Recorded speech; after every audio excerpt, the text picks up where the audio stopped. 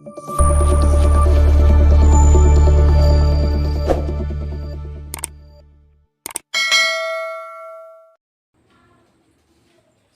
గురుభ్యో నమః. శ్రీమాత్రే నమః. అరుణాచలేశ్వరాయ నమో నమః.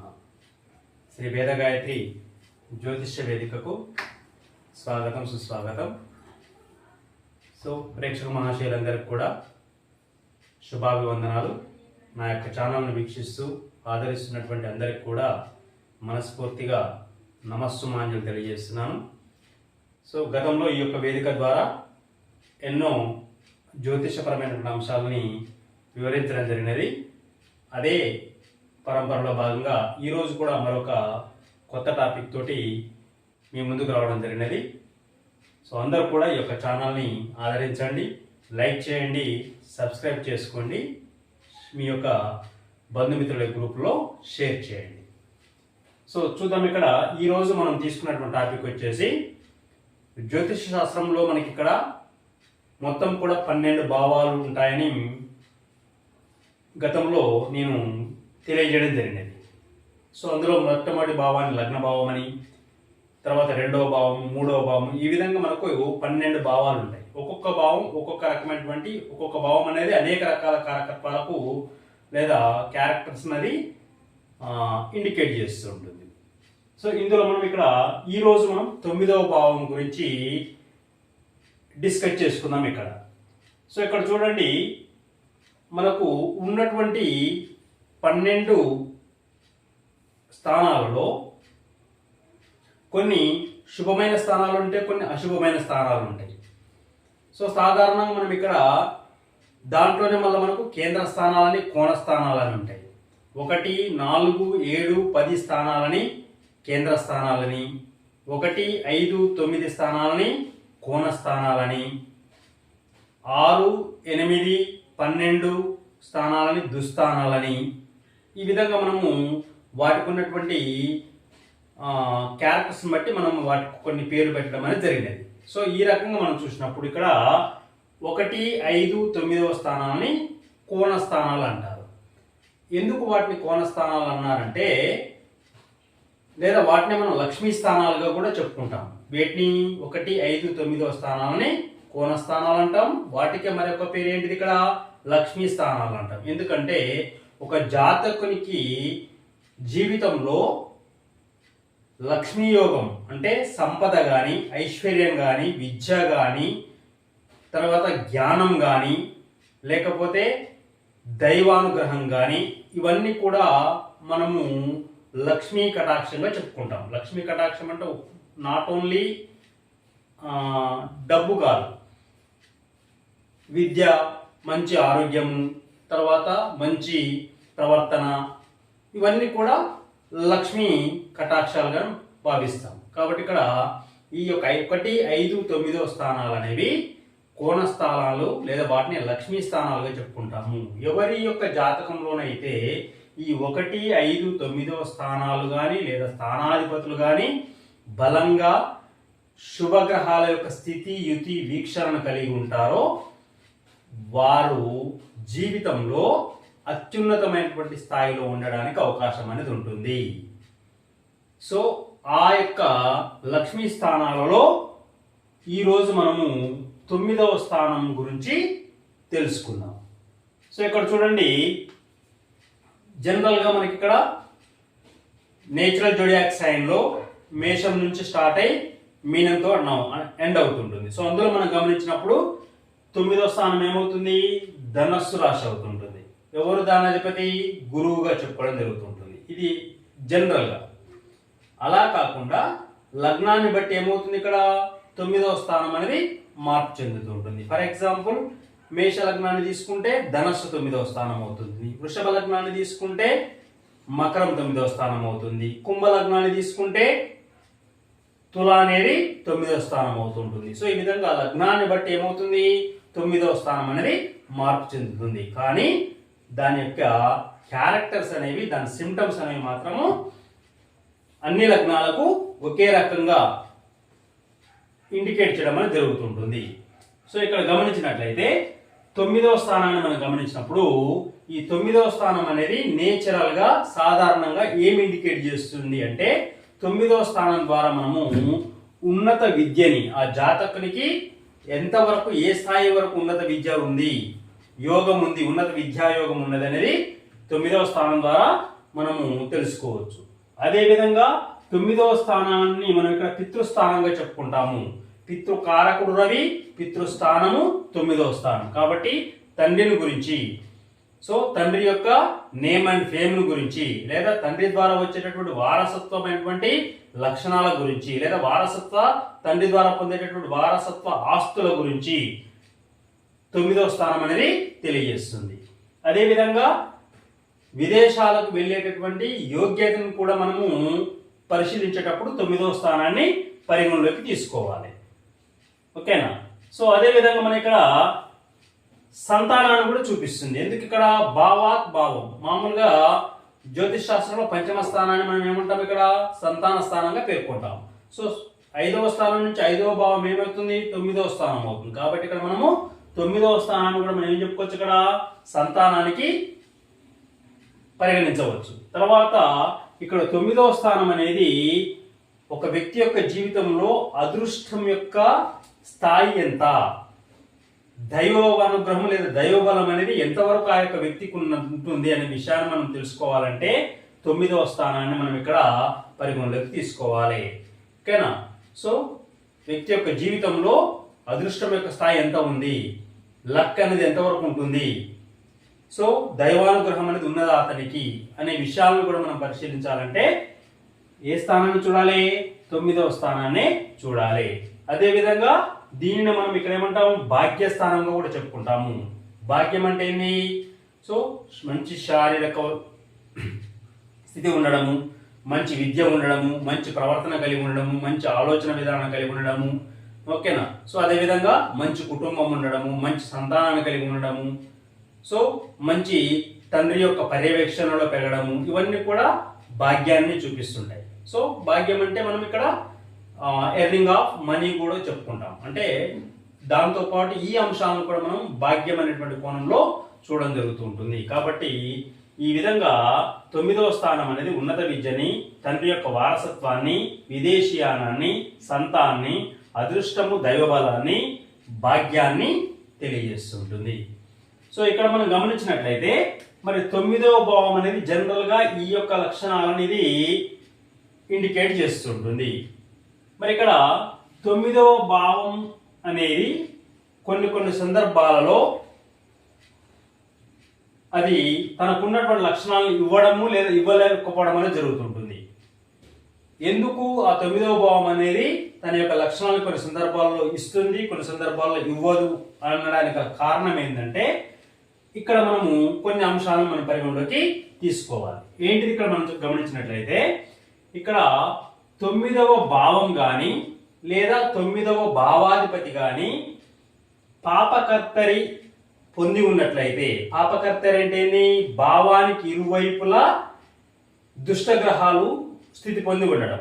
ఏంటి మనకి ఇక్కడ సాధారణంగా రాహువు కానీ, కేతువు కానీ, కుజుడు కానీ, ఓకేనా, కొన్ని సందర్భాల్లో మనం ఇక్కడ రవిని కూడా మనం పాపగ్రహంగానే ట్రీట్ చేయడం జరుగుతుంటుంది, లేదా శని గ్రహం కానీ.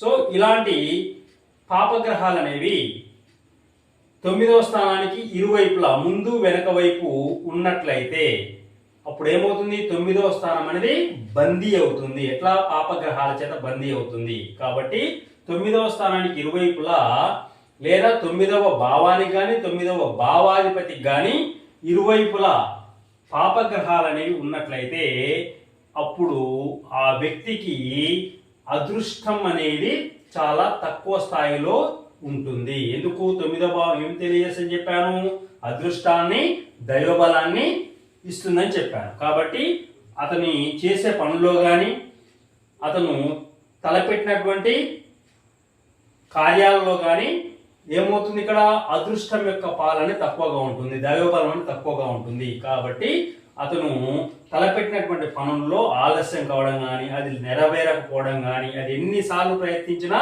అది ఫలితం రాకపోవడం అనేది జరుగుతుంటుంది. ఎందుకు, దైవానుకూలత అనేది లేకపోవడము. ఓకేనా? సో అనేక సార్లు శ్రమించిన తర్వాత ఎప్పుడో ఫైనల్గా అది కోరిక నెరవేరడం జరుగుతుంటుంది. అంటే ఇదంతా కూడా దేనివల్ల, ఈ యొక్క 9వ భావం కానీ 9వ భావాధిపతి కానీ పాపగ్రహాల చేత ఇరువైపులా బంధింపబడ్డప్పుడు అప్పుడు జాతకుని యొక్క జీవితంలో లక్ ఫ్యాక్టర్ అనేది చాలా తక్కువగా ఉంటుంది. తర్వాత ఈ యొక్క 9వ భావాన్ని బేస్గా చేసుకొని మనం ఇంకా ఏ అంశాలు మనము పరిగణలోకి తీసుకోవచ్చు అంటే, ఇక్కడ చూడండి 9వ భావాధిపతి 2వ, 7వ, 12వ స్థానాలలో ఉన్నా కానీ, లేదా 2వ అధిపతి అయినటువంటి గ్రహము, లేదా 7వ అధిపతి అయినటువంటి గ్రహము, లేదా 12వ అధిపతి అయినటువంటి గ్రహం యొక్క నక్షత్రాలలో స్థితి పొందినా కానీ, ఏమంటున్నాను ఇక్కడ 9వ భావాధిపతి 2వ, 7వ, 12వ స్థానాల్లో ఉన్నా కానీ, లేదా 2వ, 7వ, 12వ భావాధిపతుల యొక్క నక్షత్రాలలో ఉన్నా కానీ, ఆ ఇంట్లోనే ఉండాల్సిన అవసరం లేదు, ఆయా అధిపతుల యొక్క నక్షత్రాలలో కానీ ఈ యొక్క 9వ అధిపతి ఉన్నప్పుడు ఆ 9వ అధిపతి యొక్క దశ అంతర్దశ కాలాలలో ఆ వ్యక్తికి వివాహం కావడానికి ఛాన్సెస్ ఉంటాయి. ఎందుకు, మనం ఇక్కడ 2వ స్థానం అనేది కుటుంబ స్థానం, 7వ స్థానం అనేది కలత్ర స్థానం, 12వ స్థానం అనేది సంభోగ స్థానం. కాబట్టి వివాహాన్ని గురించి లేదా వివాహం ఎప్పుడవుతుందనే విషయాన్ని మనము చర్చిస్తున్నప్పుడు మనం ప్రైమరీగా ఏ హౌసెస్ ని కన్సిడర్ చేస్తాము, 2, 7, 12వ హౌసెస్ ని కన్సిడర్ చేస్తాం. కాబట్టి ఈ యొక్క 9వ భావాధిపతి ఈ 2, 7, 12వ స్థానాల్లో ఉన్నా, లేదా ఆయా స్థానాధిపతుల యొక్క గ్రహ నక్షత్రాలలో ఉన్నా, అప్పుడు ఏమవుతుంది, జీవిత కాలంలో ఈ యొక్క అనేక దశలు నడుస్తున్నప్పుడు 9వ భావాధిపతి దశ కానీ, లేకపోతే వేరొక దశ నడుస్తున్నప్పుడు ఆ యొక్క దశల్లో 9వ భావాధిపతి దశ అంతర్దశ కాలం నడుస్తున్నప్పుడు కూడా అది వివాహానికి అనుకూల సమయంగా మనము పరిగణించవచ్చు. ఓకేనా? సో అది ఒక ఆస్పెక్ట్ 9th హౌస్కు సంబంధించినటువంటిది. నెక్స్ట్ ఇక్కడ మనం గమనించినట్లయితే ఇంతకుముందుకే చెప్పాను, 1వ స్థానము, 5వ స్థానము, 9వ స్థానము, ఈ మూడు కూడా ఏంటి, త్రికోణ స్థానాలు. ఓకేనా? సో కాబట్టి ఇక్కడ మనం గమనించినట్లయితే 5వ స్థానం అనేది ఏంటి, ఇక్కడ సంతానాన్ని ఇండికేట్ చేస్తుంది, ప్లస్ 5వ స్థానం అనేది దేన్ని, బుద్ధిని ఇండికేట్ చేస్తుంటుంది, దేన్ని, బుద్ధిని. ఓకేనా? కాబట్టి ఏ వ్యక్తి యొక్క జాతకంలోనైతే ఈ యొక్క 9వ మరియు 5వ భావాధిపతికి త్రికోణ స్థితి ఉంటుందో, త్రికోణ స్థితి అంటే ఏంటి, ఫర్ ఎగ్జాంపుల్ ఇక్కడ 9వ అధిపతి 5వ స్థానంలో ఉన్నట్లయితే 5వ అధిపతి ఎక్కడ, 9వ స్థానంలో ఉండడం, అప్పుడు ఏమవుతుంది, 5-9 యాంగిల్ అవుతుంటుంది. ఓకేనా? సో కాబట్టి ఈ విధంగా 9వ అధిపతి 5వ అధిపతి 5-9 యాంగిల్లో జాతక చక్రంలో స్థితి పొందినప్పుడు దాన్ని మనం ఏమంటామంటే త్రికోణ స్థితిలో స్థితి పొందారంటాం. కాబట్టి 9వ అధిపతికి 5వ అధిపతికి మధ్య త్రికోణ స్థితి ఏర్పడితే అది చాలా ఉన్నతమైన యోగంగా చెప్పుకుంటాం. ఎట్లా అంటే ఆ వ్యక్తికి మనస్సుకు మరియు హృదయానికి మధ్య సమన్వయం అనేది ఉంటుంది. మనస్సుకు హృదయానికంటే సమన్వయం అంటే ఇక్కడ మనము అంటే ఇక్కడ అతని యొక్క ప్రవర్తన అనేది, అతని యొక్క నడవడిక అనేది, ఓకేనా, అతని ఆలోచన విధానం అనేది సో కోఆర్డినేటెడ్గా వెళ్తూ ఉంటుంది. కాబట్టి ఆ యొక్క వ్యక్తి యొక్క హృదయానికి మరియు మనస్సుకు మధ్య సమన్వయం అనేది ఏర్పడడం వల్ల ఏం జరుగుతుంది, అక్కడ మనకి ఇక్కడ ఆ వ్యక్తిలో సరి అయిన ప్రవర్తన ఉంటుంది. మాట్లాడేటప్పుడు సమన్వయంతో మాట్లాడతాడు, మాట్లాడేటప్పుడు చాలా స్పష్టంగా మాట్లాడతాడు, మాట్లాడే విధానంలో చాలా నిగూఢంగా దూరదృష్టితో మాట్లాడడం జరుగుతుంటుంది. సో సన్నివేశానికి తగ్గట్టు తన యొక్క మాట విధానం అనేది ఉంటుంది.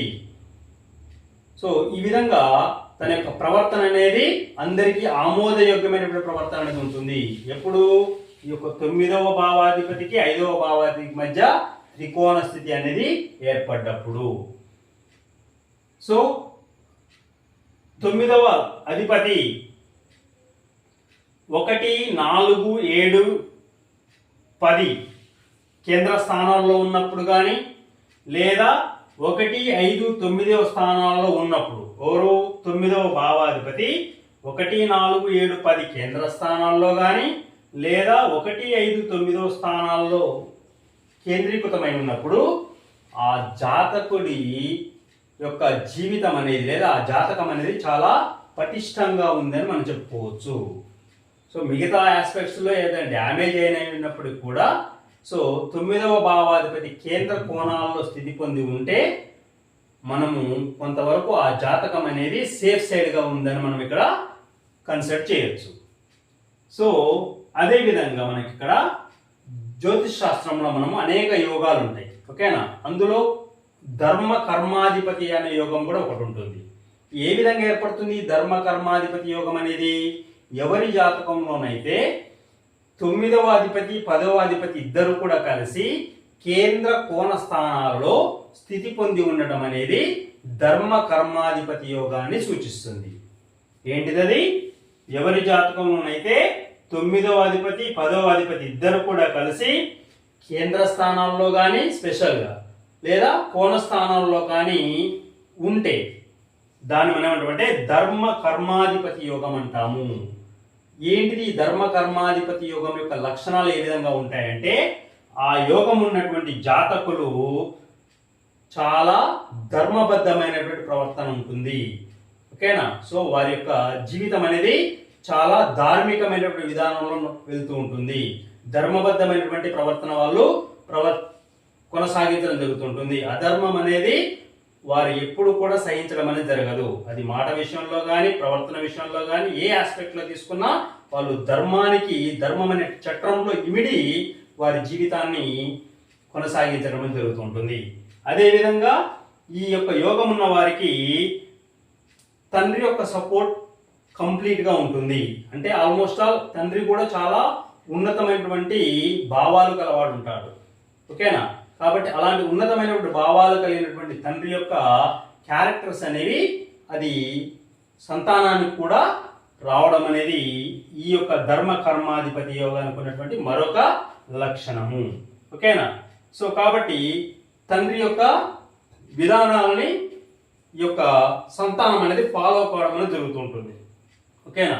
సో అదేవిధంగా ఈ యొక్క ధర్మ కర్మాధిపతి యోగం అనేది ఉన్న జాతకులకు పనిలో సిన్సియారిటీ ఉంటుంది. అంటే పని పట్ల నిబద్ధత ఉంటుంది. వారు ఏదైనా చేయని అంటే అతను మామూలుగా ఇల్లు ఊడ్చేవాడు కావచ్చు, లేకపోతే మామూలుగా రోడ్లు ఊడ్చే పని కావచ్చు, చెప్పులు కుట్టుకునేవాడు కావచ్చు, లేకపోతే ఒక ఉన్నతమైనటువంటి స్థాయిలో ప్రభుత్వ ఉద్యోగ స్థాయిలో ఉన్నతమైన స్థాయిలో పనిచేస్తున్నటువంటి ఒక ప్రభుత్వ ఉద్యోగి కావచ్చు, ఓకేనా. లేదా 10 మందిని లేదా ఒక సంస్థని ఆర్గనైజ్ చేసేటటువంటి ఒక మెయిన్ సిఇఓ కావచ్చు, ఓకేనా. ఎవరైనప్పటికీ కూడా ఏ స్థాయిలో ఉన్న వారి అయినప్పటికీ కూడా వారి యొక్క జాతకంలో ఈ ధర్మ కర్మాధిపతి యోగం ఉన్నట్లయితే వారు చేసేటటువంటి పనిలో నిబద్ధత అనేది ఉంటుంది. అంటే టైం పంక్చువాలిటీ అనేది వర్క్ పంక్చువాలిటీ అనేది ఉంటుంది. ప్లస్ వారు ఉండడమే కాకుండా సో వారు ఏ సంస్థనైతే వాళ్ళు ఆర్గనైజ్ చేస్తున్నారో ఆ సంస్థ మొత్తం కూడా అదే టైం పంక్చువాలిటీలో అదే ఫంక్షనల్ పంక్చువాలిటీలో రన్ చేయడానికి వారి యొక్క సపోర్ట్ అనేది అక్కడ ఉండడం అనేది జరుగుతుంటుంది. ప్లస్ అదేవిధంగా ధర్మ కర్మాధిపతి యోగం ఉన్నటువంటి జాతకులకు సంఘంలో చాలా పేరు ప్రఖ్యాతులు అనేవి ఉండడం జరుగుతుంటుంది. అది వారి యొక్క ప్రవర్తన ద్వారా కావచ్చు, వారి యొక్క మాట తీరు వల్ల కావచ్చు, వారు ఇచ్చేటటువంటి సలహాల వల్ల కావచ్చు, వారి సంఘాన్ని చేసేటటువంటి సేవ వల్ల కావచ్చు. సో ఎనీవే సో ఏమవుతుంది ఆ యొక్క యోగం వల్ల సంఘంలో వారికి నేమ్ అండ్ ఫేమ్ అనేది విపరీతంగా రావడం అనేది జరుగుతుంటుంది, ఓకేనా. సో మనం ఎవరైతే నేమ్ అండ్ ఫేమ్ వచ్చినటువంటి వ్యక్తులు ఉన్నారో సో వారి యొక్క జాతకాన్ని ఒకసారి పరిశీలిస్తే అది సినిమా రంగంలో కావచ్చు, రాజకీయ రంగంలో కావచ్చు, ఇంకా ఆధ్యాత్మిక రంగంలో కావచ్చు, వాట్ ఎవర్ ఇట్ మేబీ, ఓకేనా. సో వారికి నేమ్ అండ్ ఫేమ్ అనేది వచ్చిందంటే ఖచ్చితంగా వారికి ఈ యొక్క ధర్మ కర్మాధిపతి యోగం యొక్క క్యారెక్టర్ అనేది ఆ యొక్క జాతకంలో ఉండడానికి ఎక్కువ అవకాశాలు అనేవి ఉండడం జరుగుతుంటుంది. సో కాబట్టి ఇది 9th and 10th లార్డ్స్ అనే వాళ్ళు కేంద్ర స్థానాల్లో స్థితి పొంది ఉన్నప్పుడు ధర్మ కర్మాధిపతి యోగం ఏర్పడి వారి యొక్క క్యారెక్టర్స్ అనేవి ఆ విధంగా ఉండడం జరుగుతుంటుంది. ఓకేనా? సో ఇవి 9వ భావానికి ఉన్నటువంటి సాధారణమైనటువంటి లక్షణాలు. ఇప్పుడు 9వ భావంలో ఒక్కొక్క గ్రహం స్థితి పొందిన విధానాన్ని బట్టి ఆ భావం యొక్క ఫలితాలు అనేవి మారుతూ ఉంటాయి. ఇవన్నీ కూడా basic characters of 9th house. కానీ అన్ని సందర్భాల్లో ఈ 9th హౌస్ అని తన యొక్క క్యారెక్టర్స్ ఇవ్వాలనేటువంటి రూల్ ఏం లేదు. ఎందుకంటే ఆ 9th హౌస్లో స్థితి పొందినటువంటి గ్రహాల యొక్క కారకత్వాన్ని బట్టి దాని యొక్క ఇంపాక్ట్ అనేది ఉండడమా ఉండకపోవడం అనేది జరుగుతుంటుంది. సో ఆ విధంగా మనం గమనించినప్పుడు 9వ స్థానంలో ఏ గ్రహం ఉంటే ఎలాంటి ఫలితాలు ఉంటాయనే విషయాన్ని మనం ఇక్కడ పరిగణలోకి తీసుకుందాం. ఫస్ట్ ఇక్కడ చూసినట్లయితే రవి గ్రహాన్ని చూద్దాం. ఓకేనా? ఎందుకంటే 9వ స్థానం అనేది చెప్పాను ఏంటిది, ఇక్కడ తండ్రిని గురించి చెప్తుంది, తండ్రి యొక్క వారసత్వాన్ని గురించి చెప్తుంది. ఓకేనా? సో కాబట్టి రవి గ్రహాన్ని గురించి మనం ఇక్కడ డిస్కస్ చేద్దాం. సో ఇక్కడ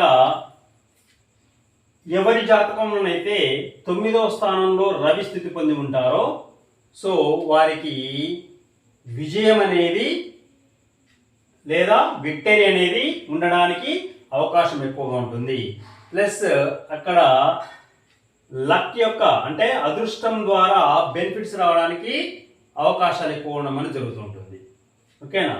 తర్వాత రవి శుభుడై బలంగా ఉండి 9వ స్థానంలో స్థితి పొంది ఉంటే పితృ సంబంధ విషయాల్లో బలమైనటువంటి సపోర్ట్ ఉంటుంది. అంటే ఎవరి జాతకంలో అయితే రవి శుభుడై 9వ స్థానంలో ఉంటాడో అలాంటి జాతకుల యొక్క తండ్రి ఉన్నతమైనటువంటి ప్రభుత్వ ఉద్యోగంలో కానీ లేదా ఉన్నతమైనటువంటి సొసైటీలో ఒక హై పొజిషన్లో ఉండడం అనేది లేదా ఒక రాజు స్థాయిని లేదా అందరితో గౌరవ మర్యాదల్ని తీసుకునేటువంటి స్థాయి కలిగి ఉన్నటువంటి పొజిషన్గా తండ్రి యొక్క స్థాయి ఉంటుంది. ఎప్పుడు రవి 9వ స్థానంలో ఉన్నప్పుడు. ఓకేనా? ఇదంతా ఎప్పుడు రవి శుభుడైతే. ఒకవేళ రవి దుష్ట స్థానాల్లో ఉన్నప్పుడు ఈ క్యారెక్టర్స్ అన్ని కూడా ఇర్రివర్సిబుల్ ఉంటాయి. అంటే ఇప్పుడు నేను చెప్పినటువంటి యొక్క తండ్రికి సంబంధించినటువంటి లేదా అదృష్టానికి సంబంధించిన క్యారెక్టర్స్ ఏవైతే ఉంటాయి ఇవన్నీ కూడా ఏముంటాయి ఇక్కడ నెగిటివ్గా ఫామ్ అవుతాయి. అంటే ఫర్ ఎగ్జాంపుల్ ఇప్పుడు మనం చూద్దాం, కుంభలగ్నాన్ని చూద్దాం. కుంభలగ్నానికి 9వ స్థానం ఏమవుతుంది? తులారాశి అవుతుంది. ఓకేనా? ఇక్కడ ఇంతకుముందుకే చెప్పాను, ప్రతి గ్రహం అనేది కొన్ని రాశులలో ఉచ్చ పొంది ఉంటుంది, కొన్ని రాశులలో నీచ పొంది ఉంటుంది, కొన్ని రాశులలో మిత్ర స్వక్షేత్ర స్థానాన్ని కలిగి ఉంటుంది. ప్రతి గ్రహానికి అది ఉంటుంది. ఆ రకంగా చూసినప్పుడు ఇక్కడ రవికి మేషరాశం అనేది ఉచ్చస్థానం, సింహం అనేది స్వక్షేత్రం. ఓకేనా? మరి అలాంటి రవి తులారాశిలో నీచ పొందుతాడు.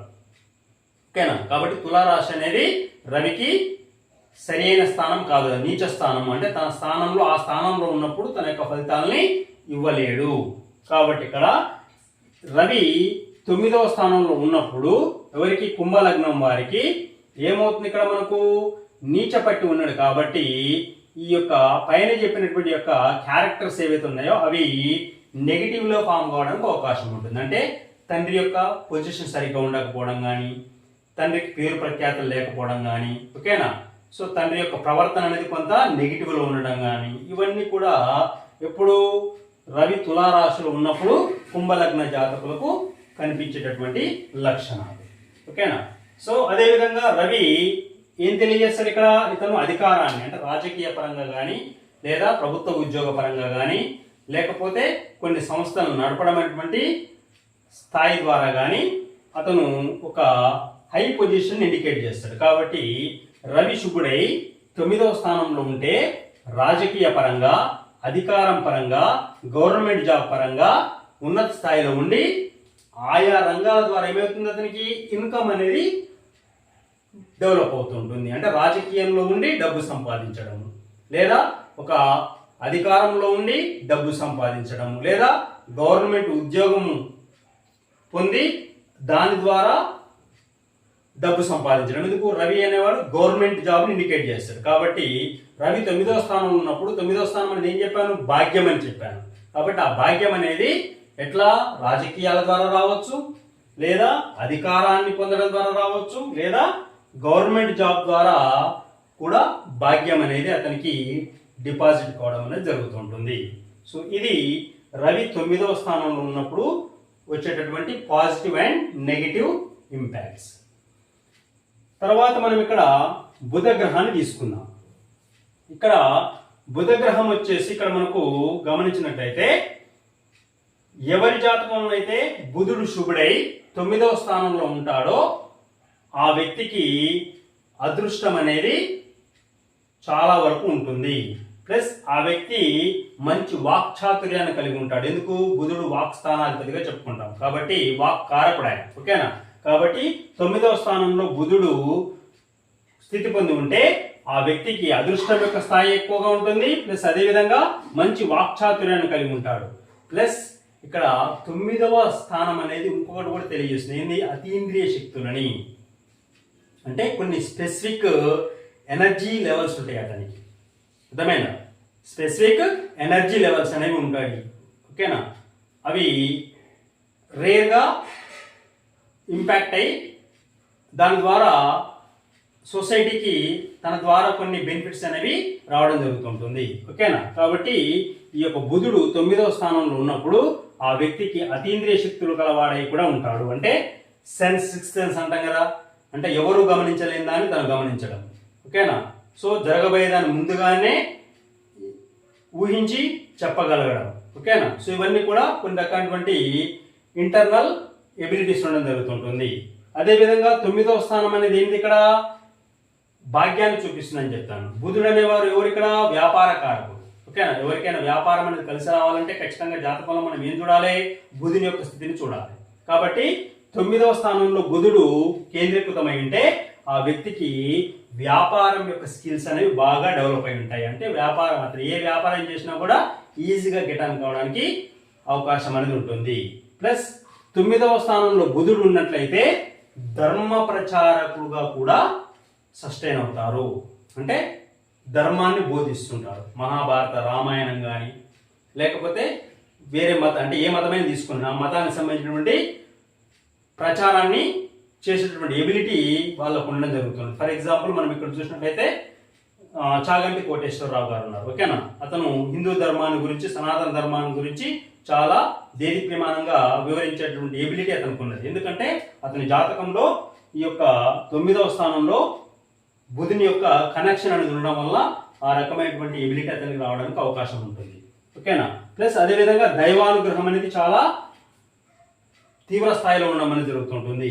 ప్లస్ ఇంకొకటి ఏంటంటే ఇక్కడ బుధుడు 9వ స్థానంలో ఉన్నప్పుడు ఆ వ్యక్తి ఎక్కువ కూడా వైష్ణవుడుగా, అంటే విష్ణు భక్తిగా ఉండడానికి అవకాశం ఉంటుంది. ఎందుకు? ఇక్కడ బుధుడు విష్ణువుని ఇండికేట్ చేస్తాడు కాబట్టి ఆ వ్యక్తి ఎక్కువ కూడా విష్ణు భక్తుడుగా ఉండడానికి అవకాశం అనేది ఉంటుంది. ప్లస్ అదేవిధంగా ఇక్కడ మనకు 9వ స్థానంలో బుధుడు ఉన్నప్పుడు ఇక్కడ ఉపాధ్యాయ విద్యగా లేదా ఉపాధ్యాయ వృత్తిలో రాణించడానికి అవకాశం కూడా ఎక్కువగా ఉంటుంది. ఓకేనా? సో ఇది బుధుడు 9వ స్థానంలో ఉన్నప్పుడు కొన్ని మనకు వచ్చేటటువంటి పాజిటివ్ ఇంపాక్ట్స్ ఇవన్నీ కూడా. సో దాంతోపాటు బుధుడు జ్ఞానాన్ని, బుద్ధిని, వాక్కుని ఇండికేట్ చేస్తుంటాడు. కాబట్టి 9వ స్థానంలో బుధుడు కొలువై ఉన్నప్పుడు 9వ స్థానం అనేది తండ్రిని గురించి తెలియజేస్తుంది. కాబట్టి సో 9వ స్థానంలో ఈ బుధుడు శుభుడై 9వ స్థానంలో బలంగా ఉన్నప్పుడు, ఎలాంటి పాపగ్రహాల యొక్క స్థితి యుతి వీక్షణ లేకుండా బలంగా 9వ స్థానంలో ఉన్నప్పుడు ఆ వ్యక్తి యొక్క తండ్రికి జ్ఞానం అనేది అధిక స్థాయిలో ఉంటుంది. ఆ తండ్రి యొక్క బుద్ధి యొక్క స్థాయి అనేది సక్రమమైనటువంటి బుద్ధిని కలిగి ఉంటాడు. ఆ వ్యక్తి యొక్క తండ్రి యొక్క వాక్ అనేది సమాజానికి ఆమోదయోగ్యమైనటువంటి వాక్కుగా ఉండడం అనేది జరుగుతుంటుంది. ఓకేనా? సో అదే సందర్భంలో ఇక్కడ ఆ యొక్క వ్యక్తి యొక్క తండ్రి జ్యోతిష్య విద్యలో ప్రావీణ్యాన్ని కలిగి ఉండడానికి కూడా అవకాశం ఉంటుంది. ఓకేనా? కాబట్టి 9వ స్థానంలో బుధుడు కేంద్రీకృతమై ఉంటే ఆ జాతకుని యొక్క తండ్రి చాలా మంచి ఎఫర్ట్స్ని కలిగినటువంటి వ్యక్తిగా ఉండడానికి అవకాశం అనేది ఉంటుంది. సో ఇది బుధుడు 9వ స్థానంలో ఉన్నప్పుడు కనిపించేటటువంటి ఇంపాక్ట్స్. సో అదేవిధంగా మనం ఇక్కడ రాహుని తీసుకుందాం. ఓకేనా. సో రాహు 9వ స్థానంలో ఉంటే 9వ స్థానాన్ని ఏం చెప్పాను ఇక్కడ, విదేశీయానంగా కూడా చెప్పాను. అర్థమైందా? కాబట్టి ఇక్కడ రాహు అనే గ్రహం ఏంటిది, ఇక్కడ కలిపురుషుడు. అంటే ఎవరికైతే ఏ జాతకుడిని అయితే విదేశాల్లో ఉంటున్నాడో లేదా విదేశాలకు వెళ్ళాలనుకుంటున్నాడో ఆ వ్యక్తులకు ప్రధానంగా ఉండవలసినటువంటి సపోర్ట్ ఏ గ్రహంది, రాహు గ్రహాన్ని సపోర్ట్ ఉండాలి. కాబట్టి ఈ 9వ స్థానంలో రాహు గ్రహం ఉన్నప్పుడు ఆ వ్యక్తి విదేశాలకు వెళ్ళడానికి అవకాశం అనేది ఉంటుంది. అయితే ఇక్కడ మనకి ఇక్కడ ఎవరికైతే రాహు 9వ స్థానంలో ఉంటాడో అతను విదేశాలకు వెళ్తాడు, వస్తాడు. ఓకేనా. ఎందుకు వెళ్తాడు, ఎందుకు చెప్పాను ఇక్కడ, ఉన్నత విద్య అని చెప్పాను. అర్థమైందా? వ్యాపారం అని చెప్పాను 9వ స్థానం ఉంది. కాబట్టి ఉన్నత విద్య కోసం కానీ లేకపోతే వ్యాపారం కోసం కానీ ఆ వ్యక్తి ఏం చేస్తాడు, ఇక్కడ వెళ్ళడము రావడం జరుగుతుంటుంది. అక్కడే స్థిరపడాలంటే ఖచ్చితంగా 12వ స్థానం యొక్క కనెక్షన్ అనేది ఉండాలి. ఓకేనా. సో ఈ విధంగా రాహు యొక్క స్థితిని మనం ఇక్కడ క్యాల్కులేట్ చేయొచ్చు. అలా కాకుండా రాహు 9వ స్థానంలో ఉన్నప్పుడు 9వ స్థానాన్ని మనం ఇక్కడ పితృస్థానంగా చెప్పాను. కాబట్టి కొన్ని సందర్భాల్లో రాహు యొక్క స్థితి 9వ స్థానంలో పితృశాపాన్ని ఇండికేట్ చేస్తుంటుంది. ఏంటిది పితృశాపం అంటే, అంటే తమ యొక్క పూర్వీకులు సరి అయినటువంటి పితృదేవతలకు సరి అయినటువంటి శాస్త్రకర్మలు అంటే పిండ ప్రదానాలు చేయకపోవడం వల్ల కొన్ని తరాలు వదిలిపెట్టడం వల్ల ఏమవుతుంది, సో పితృదేవతలు అనేవారు సంతృప్తి చెందకపోవడం వలన సో దానికి సంబంధించినటువంటి ఇంపాక్ట్ అనేది శాపంగా పరిణమించి ఆ వ్యక్తి యొక్క సంతానానికి ప్రాబ్లం కావడం లేదా సంతానం లేకపోవడం, ఇవన్నీ మనం ఏం చెప్తాం ఇక్కడ పితృశాపంగా చెప్పుకోవడం జరుగుతుంటుంది. కాబట్టి 9వ స్థానంలో రాహు గ్రహం ఉన్నప్పుడు పితృశాపంగా కూడా మనం ఇక్కడ కన్సిడర్ చేస్తాం. సో కేతు ఉన్నప్పుడు కూడా దాన్ని ఆ యొక్క యాంగిల్లోనే కన్సిడర్ చేయడం జరుగుతుంటుంది. ప్లస్ 9వ స్థానంలో రాహు ఉంటే పితృద్వేషకులుగా కూడా ఉంటారు. రాహు అనేవాడు ఏం చేస్తున్నాడు ఇక్కడ, యావగెంట్ మైండ్ సెట్ అంటే విపరీతమైనటువంటి మానసిక స్థితిని తెలియజేస్తుంటాడు. కాబట్టి కొంత సందర్భాల్లో వాళ్ళు పితృదేశకులు అంటే తండ్రికి కొడుకుకి పడకపోవడం అనేది జరుగుతుంటుంది. మనం జనరల్గా చూస్తుంటాం. ఓకేనా. తల్లిదండ్రులకు అంటే కొడుకుకు తండ్రికి లేదా పాపకు వాళ్ళ యొక్క బిడ్డకు తండ్రికి మధ్య కొన్ని సందర్భాల్లో వైరం ఏర్పడుతుంది, వాళ్ళ యొక్క భావాలు కలపడం జరుగుతుంటుంది. కాబట్టి పితృదేశకులుగా ఉండడానికి అవకాశం ఉంటుంది. లేదా పుత్రదేశకులుగా అంటే తమ యొక్క సంతానానికి తమకు సరైన అండర్స్టాండింగ్ లేకపోవడం అనేది జరుగుతుంటుంది. ఓకేనా. ప్లస్ అదేవిధంగా పూర్వజన్మ శాపం సూచకంగా ఉంటుంది. అంటే పూర్వజన్మలో ఉన్నటువంటి గతంలో ఉన్నటువంటి గత జన్మలో చేసినటువంటి పాప పనులకు ఓకేనా శాపాలు ఏవైతే ఉంటాయో ఆ శాపాలు అనేవి ఈ జన్మలో అవి ట్రాన్స్ఫర్ అయ్యి సో ఆ శాపానికి సంబంధించిన ఫలితాలు అతను అనుభవించడం జరుగుతుంటుంది. ఓకేనా. కాబట్టి అది కూడా మనము పూర్వజన్మ శాపాన్ని ఎక్కడ మనం చూడొచ్చు, 9వ స్థానంలో రాహు యొక్క స్థితిని బట్టి చూడవచ్చు. అంటే రాహు ఉన్నంత మాత్రాన శాపం ఉంటుందని కాదు. ఓకేనా. But that is one of the indication అనేది ఉంటుందని చెప్తున్నాను ఇక్కడ. ఓకేనా. సో ఇది రాహు గ్రహానికి సంబంధించినటువంటి character in 9th house. Okay. So next ఇక్కడ మనం గమనించినట్టయితే స్థిర లగ్నాల వారికి, స్థిర లగ్నాలు అంటే మనకి ఇక్కడ జాతక చక్రంలో చర స్థిర దిస్వాభ అనేటువంటి 3 లగ్నాలు ఉంటాయి. ఓకేనా. సో ఇక్కడ మనం గమనించినట్లయితే ఏంటి స్థిర లగ్నాలు, వృషభము, సింహము, తర్వాత వృశ్చికము, కుంభం, ఈ 4 రాశులు స్థిర రాశులు. ఓకేనా. ఈ స్థిర లగ్నాల వారికి ఎవరి జన్మజాతకం అయితే వృషభ లగ్నం అవుతుందో, సింహ లగ్నం అవుతుందో, వృశ్చిక లగ్నం అవుతుందో, కుంభ లగ్నం అవుతుందో ఆ లగ్నాలు మనం ఏమంటే ఇక్కడ స్థిర లగ్నాలు అంటాం. కాబట్టి ఈ స్థిర లగ్నాలకు 9వ భావాధిపతి బాధకాధిపతి అవుతాడు. బాధకాధిపతి అంటే ఏంది, సో 9వ భావం అనేది నేను ఏం చెప్పాను, అన్ని కూడా మంచి క్యారెక్టర్స్ ఇస్తుంది అని చెప్పాను. ఓకేనా. కానీ స్థిర లగ్నాల వారికి 9వ భావాధిపతి బాధకాధిపతి అవుతున్నాడు. అంటే అతను మంచి లక్షణాలను ఇచ్చినప్పటికి కూడా లేదా మంచిని కలగజేసినప్పుడు కూడా ఏదో ఒక దశలో కొంత పీరియడ్లో అతను బాధ పెట్టడం కూడా జరుగుతుంటుంది. కాబట్టి స్థిర లగ్నాల వారికి 9వ అధిపతి బాధకాధిపతిగా పరిగణించడం జరుగుతుంటుంది. ఓకేనా. ఇక్కడ 9వ స్థానంలో లేదా 9వ స్థానానికి గురు గ్రహం యొక్క కనెక్షన్ అనేది వచ్చినప్పుడు, ఎందుకు గురువు సహజ శుభగ్రహంగా చెప్పుకుంటాం, 9వ స్థానానికి గురుగ్రహం యొక్క కనెక్షన్ అనేది వచ్చినప్పుడు ఎట్లా, అది స్థితి వల్ల కానీ లేకపోతే వీక్షణ వల్ల కానీ లేదా యుతి వల్ల కానీ వచ్చినప్పుడు అక్కడ మనకు ఏ రకమైన క్యారెక్టర్ అనేది ఇంపాక్ట్ అవుతుందంటే ఆ వ్యక్తులు మంచి ఉపాధ్యాయులుగా రాణించడానికి అవకాశం ఉంటుంది. గురువు ఓకేనా, టీచర్ ఓకేనా, అంటే మంచి ఉపాధ్యాయులుగా లేదా మంచి బోధకులుగా లేదా మంచి ఉపదేశకులుగా రాణించడానికి అవకాశం ఉంటుంది. అదేవిధంగా మంచి ఆస్ట్రాలజర్స్గా కూడా వాళ్ళు రాణిస్తారు. ఓకేనా, బుధుని యొక్క గురుని యొక్క 2 స్థితులు 9వ స్థానంలో ఉంటే మనం ఇక్కడ ఆస్ట్రాలజర్గా మనం కన్సల్ట్ చేయాలి. కాబట్టి 9వ యొక్క స్థానానికి గురువు యొక్క కనెక్షన్ ఉంటే ఆ వ్యక్తి మంచి ఆస్ట్రాలజర్గా మంచి జ్యోతిష్ శాస్త్రవేత్తగా కూడా రాణించడానికి అవకాశం ఉంటుంది. ప్లస్ ఈ యొక్క 9వ స్థానానికి సహజ శుభగ్రహమైనటువంటి శుక్రుని యొక్క కనెక్షన్ ఉంటే ఆ వ్యక్తికి కళలు అంటే సంగీతంలో, సాహిత్యంలో ఓకేనా, లేదా పాటలు పాడడంలో, లేదా మ్యూజిక్ డైరెక్టర్ కావడంలో, లేదా మంచి డాన్సర్ కావడంలో, సో ఈ విధంగా కొన్ని కళలు అనేవి ఆ వ్యక్తికి ఆపాదించడం అనేది జరుగుతుంటుంది. ఎప్పుడు 9వ స్థానానికి శుక్రగ్రహం యొక్క కనెక్షన్ వచ్చినప్పుడు ఆ వ్యక్తి వివిధ కళల పట్ల ఆసక్తి కలిగి ఉండి ఆ రకమైనటువంటి టాలెంట్ అనేది అతుక్కోవడం అనేది జరుగుతుంటుంది. సో ఇది 9వ భావము యొక్క లక్షణాలు ఓకేనా. సో ఆ యొక్క 9వ భావంలో వివిధ గ్రహాలు ఉన్నప్పుడు ఆ 9వ భావం ఇచ్చేటటువంటి ఇంపాక్ట్స్. సో కాబట్టి ఈ రకంగా మనం గమనించినప్పుడు 9వ భావం అనేది it is act as a one of the major key role in the life of the particular persons. అంటే ఒక వ్యక్తి యొక్క జాతకంలో 9వ భావం అనేది అతి ప్రధానమైన పాత్ర పోషిస్తుంది. 9వ భావం సరిగా ఉన్నప్పుడు 9వ భావానికి 9వ భావాధిపతికి మంచి గ్రహాల యొక్క ఆస్పెక్ట్స్ ఉన్నప్పుడు ఆ వ్యక్తి యొక్క జీవితంలో నేమ్ అండ్ ఫేమ్ అనేది రావడానికి అవకాశం ఉంటుంది. దైవానుగ్రహం ఉంటుంది, అదృష్టం అనేది ఎక్కువగా ఉంటుంది. కాబట్టి అతను తక్కువ స్థాయిలో తక్కువ వయస్సులో ఉన్నత స్థాయిలో చేరడానికి అవకాశం అనేది మనకి ఇక్కడ 9వ స్థానం ద్వారా మనకి ఇక్కడ చేకూరుతూ ఉంటుంది. సో ఇది జాతకంలో లేదా జ్యోతిష్ శాస్త్రంలో 9వ స్థానానికి ఉన్నటువంటి ప్రాముఖ్యత. అందుకోసం మీరు గమనించండి, 9 ఎక్కువ కూడా ప్రిఫర్ చేస్తుంటారు. ఎక్కడ? లక్కీ నెంబర్స్లో ఓకేనా, వెహికల్ నెంబర్స్లో కానీ లేకపోతే లక్కీ నెంబర్స్లో 9 ఎక్కువ కూడా మనం ఇక్కడ ప్రిఫర్ చేయడం అనేది జరుగుతుంటుంది. సో ఇది జ్యోతిష్ శాస్త్రంలో 9వ భావానికి లేదా 9వ భావాధిపతులకు లేదా 9వ స్థానంలో ఉన్న గ్రహాలకు ఉన్నటువంటి ప్రాముఖ్యత.